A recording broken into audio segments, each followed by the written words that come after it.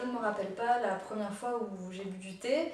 Depuis maintenant 5-6 ans, j'apprécie de plus en plus. Avant, je buvais surtout du thé en sachet. Et petit à petit, j'ai développé un intérêt pour le vrai thé, le vrai goût du thé. Et donc j'ai commencé voilà, à tester le thé en vrac.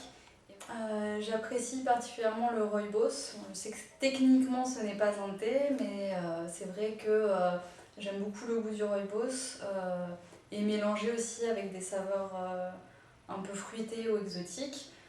Sinon, je préfère en général des thés noirs, pareil, un peu fruités, donc plutôt des thés aromatisés que des thés nature. J'en bois à longueur de journée. Mais c'est vrai que j'apprécie beaucoup de prendre un petit thé après le repas.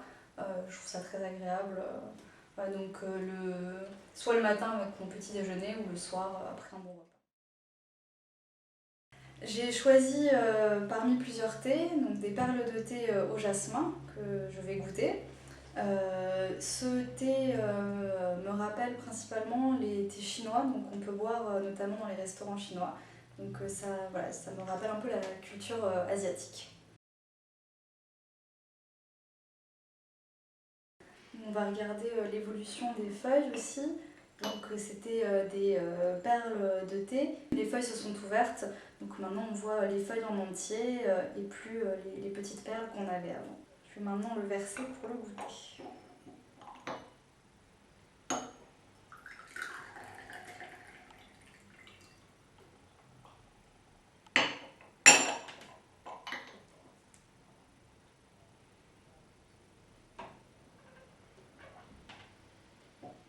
Donc on retrouve le goût du thé vert et puis le parfum du jasmin.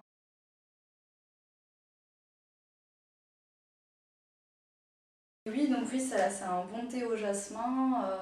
Voilà, le mélange forcément thé vert jasmin se marie très bien et ouais, c'est un bon thé et particulièrement, même en mangeant, je pense qu'il passerait très bien ou voilà, après un repas pour rester sur une note un peu moins sucrée, notamment aussi avec des pâtisseries, vu qu'il a un côté un peu, voilà, le jasmin c'est doux, ça passerait bien avec une pâtisserie un peu sucrée.